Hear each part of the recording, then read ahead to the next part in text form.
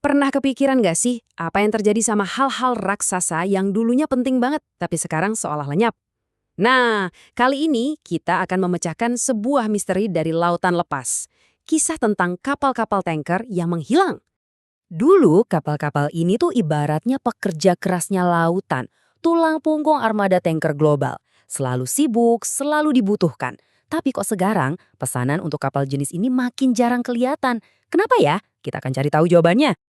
Oke, untuk mulai memecahkan misteri ini, kita harus lihat dulu armada yang perlahan-lahan menghilang ini. Dan kita identifikasi siapa sih yang jadi korban utamanya. Nah, ini dia nih korban kita. Tanker Medium Range 1 atau MR1 dan Long Range 1 atau LR1. Selama bertahun-tahun, kalau Anda butuh produk minyak olahan dikirim, kemungkinan besar ya kapal-kapal inilah yang membawanya. Pokoknya dulu mereka ada di mana-mana deh. Dan buktinya, wah jelas banget, coba lihat angka ini. Di puncaknya tahun 2008, pesanan baru untuk tanker LR1 itu sampai 70% dari total armada yang ada. Banyak banget permintaannya. Sekarang, anjlok jadi cuma 1%. Ini bukan sekedar penurunan, ini namanya terjun bebas. Jadi apa yang sebenarnya terjadi di sini? Biar bisa pecahin kasus ini, kita harus ngerti dulu dong istilah-istilahnya. Yuk kita bedah dulu para tanker ini biar kita paham petunjuk-petunjuknya.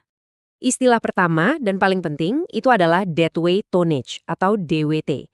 Gampangnya gini, lupakan soal panjang atau lebar kapal. Di dunia perkapalan yang paling penting itu ya, seberapa berat muatan yang bisa dibawa.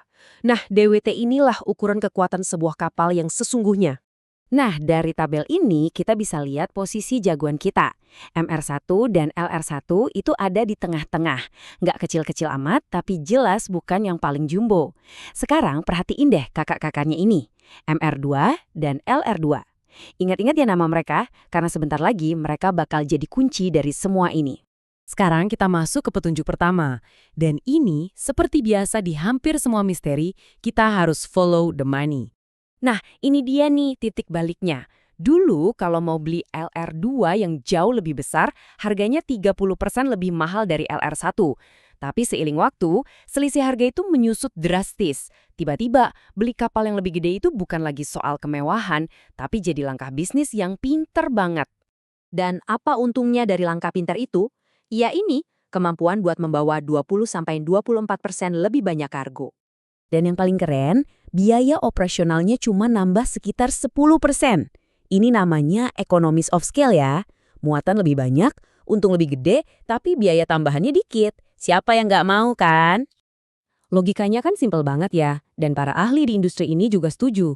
Kalau Anda bisa dapat kapasitas yang jauh lebih besar dengan nambah biaya sedikit doang, ya pilihannya jadi jelas banget. Intinya, uang para pemilik kapal ini jadi lebih bekerja gitu loh. Tapi tunggu dulu, ini bukan cuma soal duit. Ada petunjuk kedua yang nunjukin kalau dunia di sekitar kapal-kapal ini juga ikutan berubah dan jadi lebih cocok untuk para raksasa. Jadi gini, dalam beberapa dekade terakhir, kilang-kilang minyak di seluruh dunia, terutama di Timur Tengah dan Asia, itu jadi super besar. Dan fasilitas raksasa ini jagonya satu hal, memproduksi bahan bakar dalam jumlah yang gila-gilaan. Nah, ini yang akhirnya bikin efek domino. Kilang super besar yang ngasilin kargo super besar juga.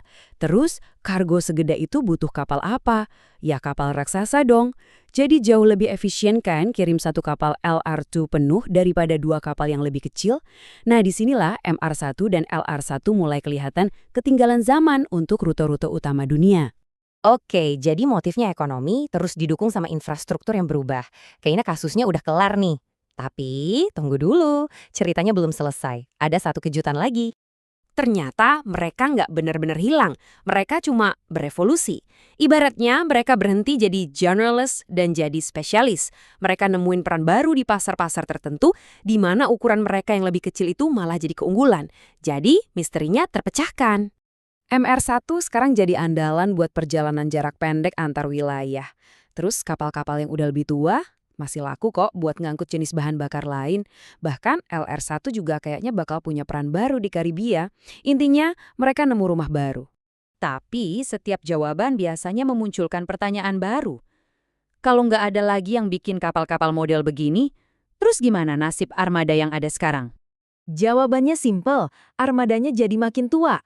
Tanpa ada kapal baru yang masuk, ya otomatis umur rata-rata kapal yang ada sekarang jadi nambah terus tiap tahun. Dan ini jadi masalah baru lagi.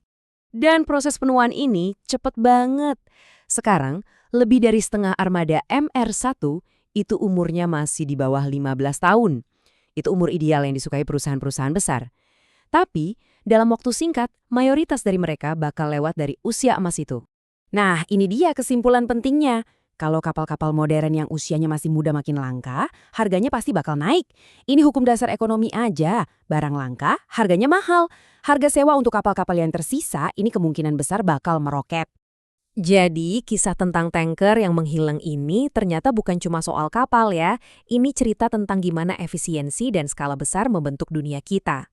Dan ini bikin kita mikir, seiring kita terus ngejar yang lebih besar, lebih cepat, dan lebih efisien, kira-kira apa lagi ya yang tanpa sadar kita buat jadi spesies langka?